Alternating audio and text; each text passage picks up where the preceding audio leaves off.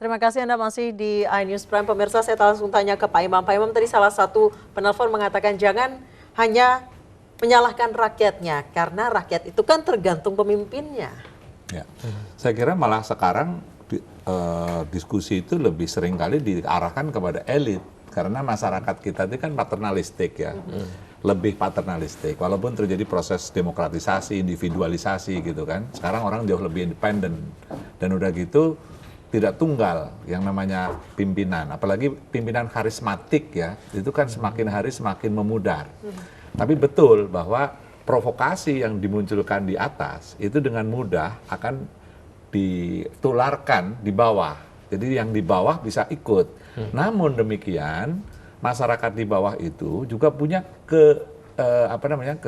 independensi di dalam bersikap. Jadi kita tidak begitu saja terus kemudian pimpinannya atau leadernya itu berbicara A, terus kemudian mengikut begitu saja. Jadi sudah mulai ada upaya-upaya untuk, wah kayaknya nggak bener nih pimpinan ini ngomong gitu. Nah, oleh karena itu, sekarang kan muncul aksi simpatik ya. Sebenarnya yang menarik dalam demokrasi, yang menjadi menyenangkan sebetulnya adalah kalau betapapun itu ada kerumunan, ada demo, tetapi berebut bagaimana mempresentasikan simpati kepada publik. Nah, tapi kalau upaya-upaya kerumunan itu yang awalnya simpatik, tapi terus kemudian overdosis, simpatik menjadi hilang. Nah, ini yang harus dihitung oleh siapapun pimpinan-pimpinan di dalam mengerahkan politik kerumunan ini. Nah, kalau kerumunan itu terlalu sering, terus diobral dengan unjuk kekuatan yang berlebihan, nah nanti lama-lama menakutkan. Nah, padahal tujuannya ini kan presentasi untuk simpati. Nah, itu batas antara menakutkan dengan meraih simpati itu kadang-kadang sangat tipis. Thin line ya, Mas Duki. Iya, saya kira soal tadi paternalistik, rakyat ikut pada pemimpin, kalau pemimpinnya itu ada nilai-nilai keteladanan dari pemimpin. Soal ini saya kira rakyat sudah mulai kekeringan keteladanan kepemimpinan, saya kira masalahnya. Karena di mana-mana kalau kita bicara pemimpin ya, terutama kalau pemimpin politik itu, saya kira contoh-contohnya itu bukan keteladanan, malah korupsi yang sedemikian rupa itu kan yang muncul itu loh.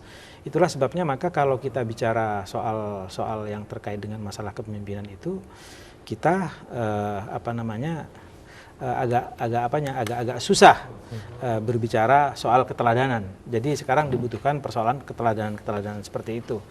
Saya kira lepas dari itu, memang masalahnya itu pantas untuk kita menjahit kembali ya keberagaman itu, tidak terlalu diperlukan nunggu yang di atas gitu ya. Karena saya kira pemimpin yang di atas itu seperti apa, rakyat belum tentu juga percaya gitu ya. Maka mulailah saya kira dialog-dialog nasional atau dialog kebangsaan antar iman itu mulai saja dari berbagai kelompok masyarakat gitu ya.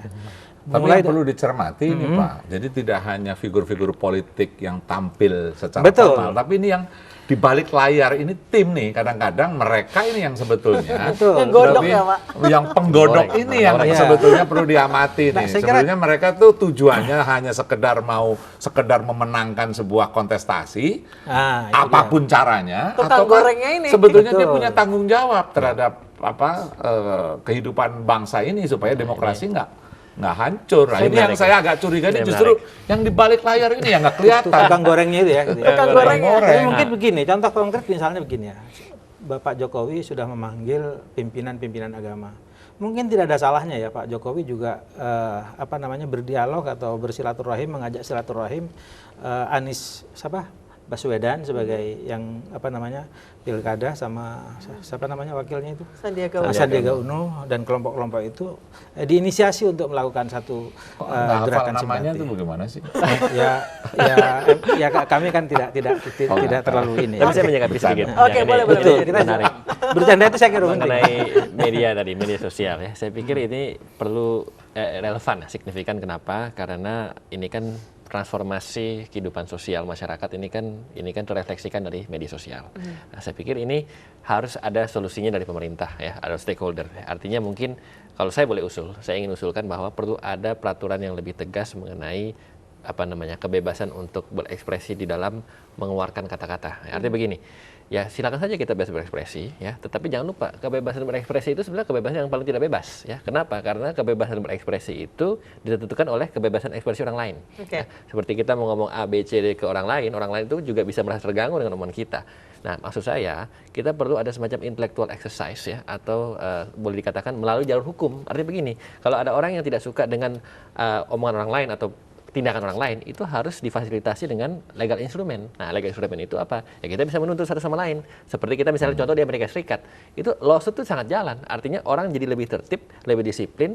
Ya walaupun memang tidak semuanya disiplin, tetapi paling tidak itu merupakan sebuah langkah awal untuk bisa berhati-hati dalam berekspresi. Karena jangan sampai tangan kita lebih cepat daripada pemikiran kita dalam tangan kita lebih cepat daripada pemikiran kita, berarti itu yang menarik, tadi kita membahas terkait kolom komentar itu ternyata menjadi berbahaya. Saya ada respon yang agak serius nih masalah pendekatan legalistik yang terlalu berlebihan ya.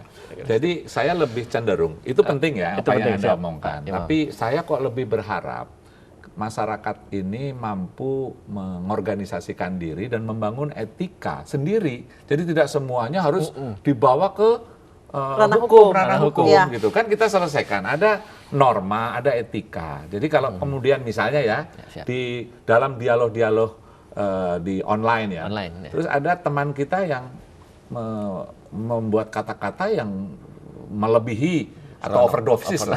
Nah itu nggak perlu harus kemudian dilaporkan ke polisi gitu kan, tapi coba ditegur. Kita jangan melakukan hal seperti itu karena hal seperti itu akan menyinggung banyak orang. Jadi active participation dari semua warga dengan koridor-koridor yang kita buat sendiri, ya, saya kira itu yang lebih sehat daripada kita main dikit-dikit legal ya. Terlalu legal minded. Nanti polisi juga belum tentu mau meroses kok semua apa yang kita laporkan gitu loh. Dan jadi lebih kuat itu. Kalau bicara etika itu, artinya kita membangun keadaban itu ya dalam konteks demokrasi itu. Memang kan demokrasi prosedural itu yang bagus itu kan memang harus ada budaya ya, budaya politik ya. Dan budaya politik yang dibangun itu dengan keadaban-keadaban itu. Nah, dengan cara itulah saya kira bisa kita bergerak. Dan itu bisa ini menjadi momentum dari konsolidasi demokrasi sebenarnya. Karena kalau enggak ini akan bisa menjadi anarki, kita stop, kita lakukan bagaimana politik yang berkeadaban itu. Dan ini sebenarnya bisa dilakukan oleh para pemimpin politik sebenarnya untuk dilakukan itu. Oke. Mas Jerry, tadi saya ingin tanyakan saat ini kericuhan atau suhu politik yang panas di Jakarta saat ini sebenarnya kembali lagi ulah elit politik. Elit politik yang memulai, elit politik yang harus mengakhiri. Apakah dari relawan tim ses Ahok dulu akan berdialog dengan tim ses Anies Sandi, kemudian Agus Silvi untuk membangun Jakarta yang baik, kemudian menjalin persatuan, lebih seperti sarasen anak bangsa. Setahu kami, pengetahuan kami di tim ya, juga relawan yang saya pernah berpengalaman juga dalam berinteraksi, ya kita sih selalu siap ya. Bahkan pada saat pilkada sudah selesai, kita tanpa banyak komen-komen lagi kan, kita kan langsung menerima hasilnya kan, dia tidak protes, tidak melalui menempuh jalur hukum ke MK atau apapun itu, walaupun mungkin ada indikasi kecurangan atau apapun itu ya. Tapi kita sudah selesai, kita anggap kita menerima, kita menghargai, kita menghormati.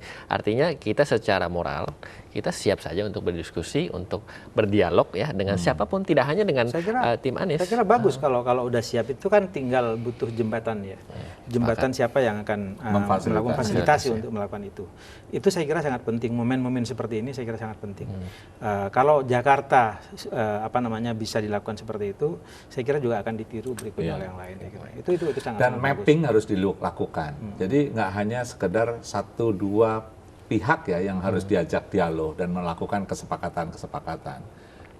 Media mainstream juga saya pikir perlu dilibatkan karena media ini kan salah satu Dia mau tulang bilang punggung. dia mau bilang sebenarnya Messenger. media mainstream itu provokator. Jangan, jangan. Ya maksud saya kan ada peace journalism Iya, ya, betul. jurnalisme Betul. damai. Jadi Betul. itu juga harus difahami sedemikian rupa, termasuk oleh pemilik modal. Jangan sampai ada pesanan-pesanan yang terus akhirnya mengacaukan seluruh demokrasi yang harus dibangun dengan sehat. Kan Oke. gitu. Jangan sampai terus kemudian pot sudah retak, baru kita ngomong tentang apa? Baru perlunya- ditambal ya? Baru ditambal. Oke. Kenapa nggak preventif? Kita ada penelpon terlebih dahulu dari Bapak Tambunan dari Bekasi. Selamat malam Pak Tambunan. Selamat malam. Silakan. Selamat malam. Baik, nih ya saya senang yang bertiga nih. Selamat malam. Selamat malam. Malam. Ya, oke.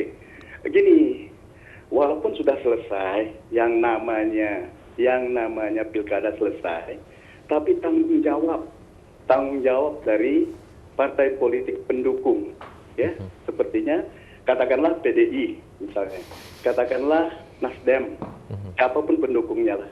Ini sangat penting juga harus bisa muncul di sini, yang bisa mendinginkan, ya. Tanggung jawab Jerry MUI, tadi bagus MUI banget, ya. perlu juga tanggung jawabnya Pak. Oh, Ya. betul.